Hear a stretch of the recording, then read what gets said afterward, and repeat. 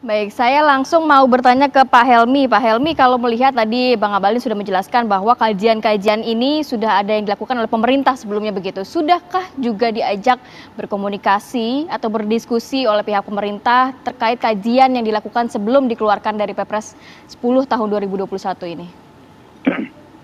Ya, yang pertama bahwa harus kita tegas ulang, Indonesia ini bukan negara sekuler. Meskipun tidak dikatakan Indonesia ini negara agama, tapi Indonesia adalah negara yang masyarakatnya beragama. Jadi lebih tepat adalah Indonesia disebut sebagai negara Pancasila, di mana kita memiliki azas ketuhanan yang Maha Esa. Maka dalam konteks itu, hendaknya seluruh praktek-praktek keberagamaan ini harus menjadikan nilai agama ini sebagai nafas, sebagai spirit di dalam mengambil kebijakan-kebijakan. Tentu apalagi ini yang jadi pemimpin ini adalah orang-orang yang paham dalam beragama. Maka berlakulah yang disebut sebagai kaidah fikih tasawwuful imam ala ra'iyah manutu bil maslahah. Kebijakan seorang pemimpin itu harus terkait langsung dengan kemaslahatan yang dipimpinnya. Nah, sekarang pertanyaannya, investasi miras yang tadinya tertutup sekarang terbuka. Apakah miras ini sesuatu yang akan membawakan maslahah? Dari segi investasi mungkin iya, ya. Tapi dari segi dampak, ya, ini luar biasa. Dalam hadis disebutkan bahwa setiap yang memabukkan itu adalah khamr, dan khamr itu adalah sesuatu yang diharamkan. Nah, kalau kita tidak setuju dampaknya, maka kita juga harus tidak setuju dengan kebijakannya. Jadi kalau kita setuju dengan kebijakannya, itu berarti kita setuju dengan dampaknya. Nah, bagaimana sekarang ini memilih kegalauan antara investasi di satu sisi, ya, kemudian dengan maslahat di sisi yang lain. Ya. Tadi kan Pak Dr. Ali Ngabalin menyampaikan bahwa Indonesia menghadapi krisis akibat pandemi. Kan bukan hanya kita, di seluruh negara juga sama. Kemudian tadi juga menyampaikan kita memerlukan inovasi-inovasi untuk menambah devisa agar APBN kita katakanlah lebih sehat, lebih segar. Nah, dari sisi investasi mungkin ini akan mendatangkan sesuatu kebaikan. Nah, maka berlakulah kembali kaidah fikih darul mafasid maupun darul jalil masoleh, ya, bahwa menolak kemungkaran, menolak kemudaratan ini harus lebih diutamakan dibanding mengambil maslahahnya. Nah, maka untuk itu Indonesia yang kita kenal sebagai negara dengan jumlah penduduk muslim terbesar di dunia, ya, kita ini ada 274 juta penduduk, ya, hampir 88%, ya, ini adalah muslim. Maka menurut saya mari kita duduk kembali, ya, dan kita berharap agar Perpres nomor 10 tahun 2021 ini pada lampiran 3, angka 31, 32, 33 yang dimungkinkan investasi yang selama ini dianggap sebagai tertutup, ya, artinya terlarang, kemudian dilegalkan, ini berdampak luas bagi generasi kita, anak cucu kita ke depan. Ya. Maka dalam konteks itu, saya kira tidak tepat kalau alasannya adalah karena mempertimbangkan kearifan lokal. Masih begitu banyak kearifan lokal lain yang dimungkinkan sebagai bagian dari kita untuk membangun sebuah kreativitas produksi. Ya. Kalau pertimbangannya adalah pertimbangan investasi, saya kira masih begitu banyak potensi-potensi yang dimungkinkan untuk menambah devisa negara dalam konteks menyehatkan kembali fiskal kita. Jadi saya kira kalau kita berdebat soal halal haram di sini sudah selesai, ya, karena khamr ini sesuatu yang mutlak qat'i, ya, di mana kita semua tahu bahwa terutama dalam Islam ini adalah sesuatu yang dilarang. Nah, maka PBNU tidak pernah diajak bicara soal ini, ya. Dan yang kedua, sebetulnya masalah ini Mas Bayu dan Mbak Ratih itu sudah pernah ada sejak tahun 2013. Ya. Dan PBNU juga sudah menyatakan ketika itu menolak. terhadap investasi miras ini.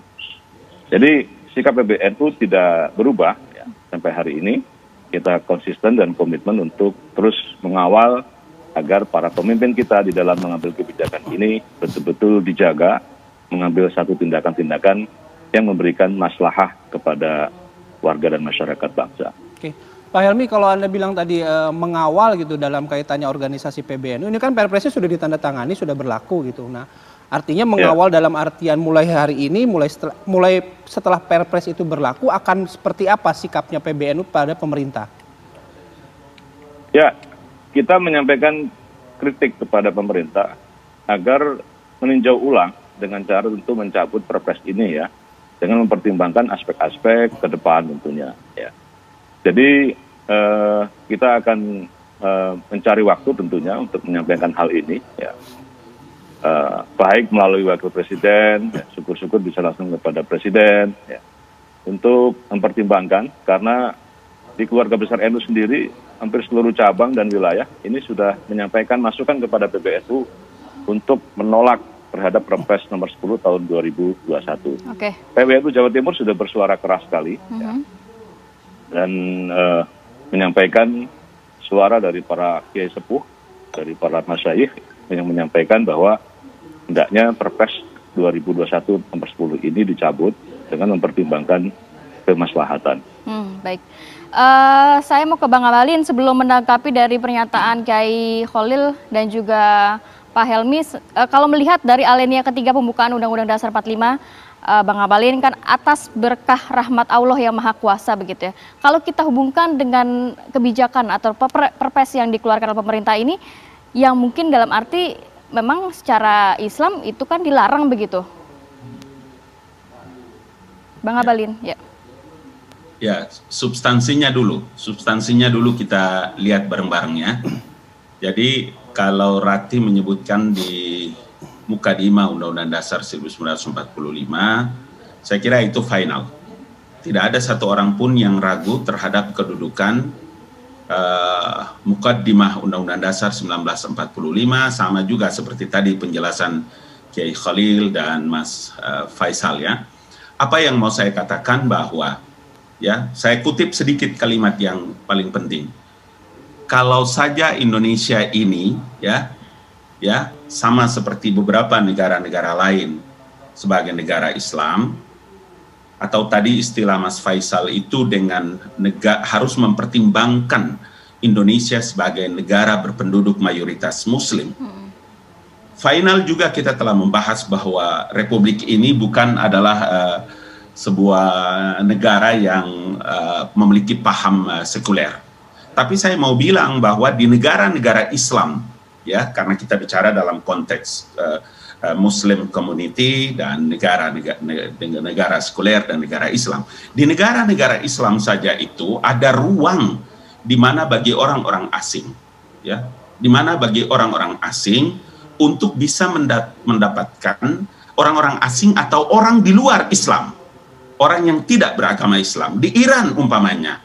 Begitu juga di negara-negara seperti di Pakistan, di Bangladesh, atau negara-negara yang berpenduduk mayoritas Islam, di Somalia, di Yaman, khusus pada Aden dan Sanaa, saya ingat benar. Ya, saya kira Mas Faisal pasti tahu, karena setiap kegiatan IPU, Interparliamentary Union, waktu kami di DPR itu seringkali kita hadiri acara-acara internasional di beberapa negara-negara Muslim, dan itu bagi orang-orang luar atau bagi orang-orang di luar Islam yang tinggal di negara itu, negara dan regulasinya memberikan ruang kepada mereka. Karena apa? Meskipun saya harus mengatakan bahwa khamar ini ya, dalam keyakinan orang-orang Islam tidak saja di Al-Quran, tapi hampir di semua kitab ya, itu mendudukan posisinya itu sebagai minuman yang diharamkan. Tetapi jangan lupa dalam Perpres itu kan bicara terkait dengan posisi Bali, bicara tentang posisi Nusa Tenggara Timur, bicara tentang posisi Sulawesi Utara dan Papua. Satu waktu saya datang ke Momere, kemudian di Momere itu ada satu penghormatan bagi tamu-tamu yang datang. Mereka tahu saya orang Islam, kemudian mereka tahu. Kemudian ada satu kearifan lokal yang selalu menjadi satu kebanggaan. Mudah-mudahan didengar juga oleh saudara-saudara kita, Mama Ahmad orang di Momere. Mereka menanyakan kepada saya dan mereka tidak memaksakan saya tentang satu minuman khas tradisional beralkohol yang namanya moke. Dan itu bukan baru berjalan sehari dua, Pak. Jadi kalau kita bicara tentang masalah kearifan lokal itu, maka saya tidak bisa membandingkan itu seperti yang ada di Pasuruan atau Banten. Walaupun atau Bang ada klausulnya yang berisikan ada klausul yang menyatakan bahwa bisa diusulkan oleh gubernur yang kemudian berkoordinasi dengan BKPM, dalam arti di luar 4 gubernur tadi, NTT, kemudian Bali dan sebagainya, boleh mengajukan asal berkoordinasi dengan BKPM. Jadi dalam arti semua provinsi nantinya bisa mengusulkan begitu dong, Bang? Jangan kemana-mana artinya. Yang dibahas ini adalah 4 provinsi yang tertuang di dalam peraturan presiden. Karena tadi Pak Kiai juga menyampaikan hal tersebut, Bang, menjadi perhatian juga. Kenapa? Karena tadi Pak Kiai Khalil juga menyampaikan klausul tersebut juga menjadi perhatian begitu. Ada kekhawatiran. Ada kekhawatiran, Bang. Kekhawatiran iya, sebagai ulama penting, dan itu adalah kewajiban. Sebagai mubalik penting, itu sebagai sekretaris jenderal Nahdlatul Ulama, iya, saya kira iya, saya pun begitu, ya.